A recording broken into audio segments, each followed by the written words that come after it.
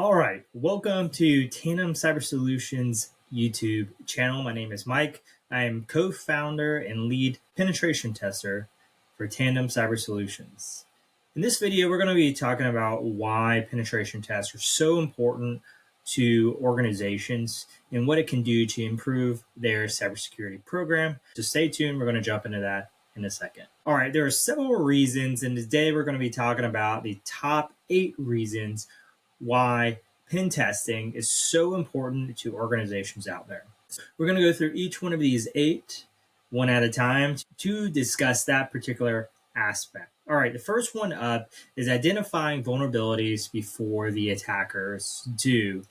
In the end, this is one of the biggest reasons for a penetration test. The people who are doing the assessment are ethical hackers, right? That's another name for what we do. So we are trained in the things that real attackers are actually using. So with that in mind, we are doing things that real attackers are doing. Therefore, we are going to be finding the things that real attackers may be taking advantage of, right? Makes sense. So this is one of the most important aspects. We're finding stuff that a real bad guy may abuse to actually cause a breach in your organization. That's one of the biggest selling points when I talk to organizations is just that. Hey, we're going to find stuff that real attackers may abuse. Boom, easy. And one of the things to keep in mind, I saw statistics up and it said they found like 70% of their pen tests found mediums or highs during the assessment. At Tandem, I would say it's closer to 9 times out of 10, we find at least a high in an organization that we work with. And that's simply because the way we structure our penetration tests. If you want to learn more about that, check out some of our other videos that we have on this channel. We structure our pen test for maximum impact, so we find the most things and we test from a series of perspectives. So again, check out one of those videos. You'll find more about it, or better yet, call us and let's chat. All right, so let's move on to the next one. The second thing here on my list is that it prevents financial loss. And that's a pretty obvious one, because if you don't do pen tests and you are breached because the attacker took advantage of something that may have been found in a pen test, it could cause financial loss, right? Your operations may go down for a certain period of time. You may be paying for an investigation. You may be paying a fine, right? If you fall under some sort of regulation, there's some egregious mistake that you're going to get fined for by the government, it's going to cost you money.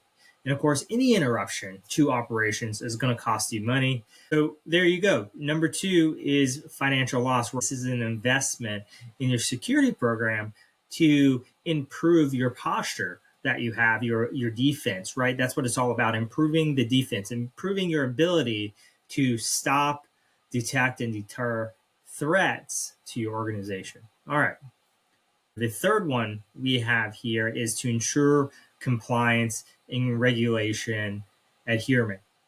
Now, this may not be applicable to every organization that would get a pen test, but to many out there, many of them, one of the primary drivers is that you have some sort of compliance or regulation you need to do this for. So HIPAA, PCI, GDPR, there's several out there.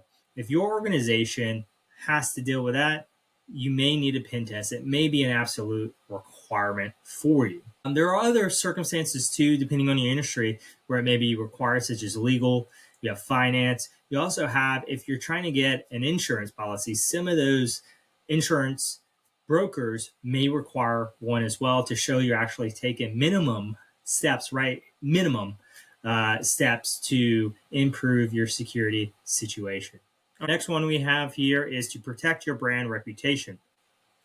Now, if you end up on the news because you had a breach or any type of major cybersecurity issue, it could cause potential clients and customers to second guess whether or not they should use you as a vendor.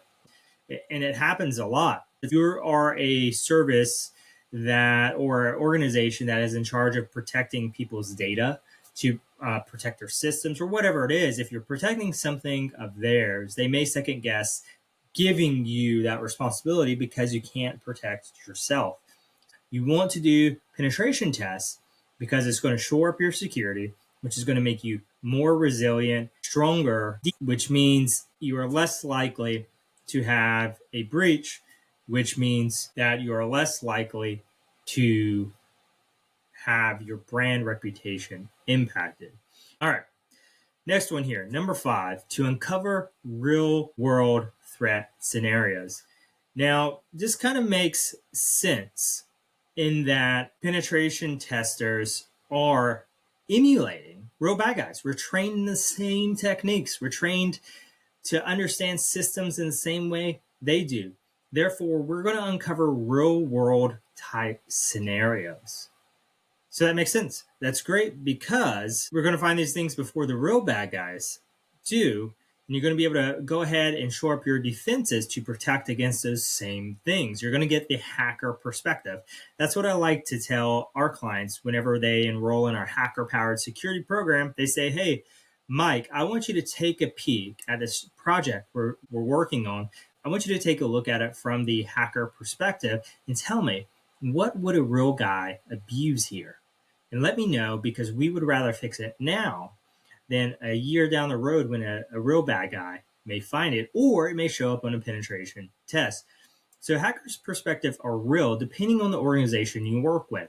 Not all pen testing firms are made equal. That's something to keep in mind. You really do want to find a qualified penetration testing organization. So one of the things we just did is release a checklist to help you speak to these vendors and figure out if they're actually qualified to do the work.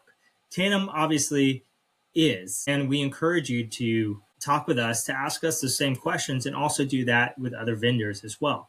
Pick a vendor that works for you. Hopefully it's us, but we're not hurt if you choose someone else. We just want you to be protected, you to find the right people to do the work. Real world threats can absolutely impact operations. They could stop you from making money, can impact that revenue stream. That's something to really keep in mind. Many times people look at security programs and the cost of a security program as being a cost center. It's costing us money and we're not getting anything for it. Well, that's kind of true and kind of not. You're doing the penetration test, you're building a security program to prevent that loss of operations, which will cost you money. In the long run, it may cost you more than actually running your security program. It could cost you multiples. One of the big statistics here from IBM is that the average cost of a breach is $4.88 million. So that's a lot of money there. Keep that in mind. And it scales depending on the organization, depending on what was breached. The better prepared you are, the more structured and mature your security program is, the less impact you're going to see from a breach. So keep that in mind. All right, the next one here is that it's going to evaluate the effectiveness of your security controls. So this is always a huge talking point when we're discussing penetration tests with our clients. We're doing a sanity check of your security controls. I've told one story on a podcast recently where we worked with a service provider, an MSP, that thought they were doing great patching. And what they found was I was able to exploit something they thought was patched. It was a sanity check. They thought they patched it. It was not. They had to go back and figure out what was going on with their patch management system, and we found an issue with their workflow.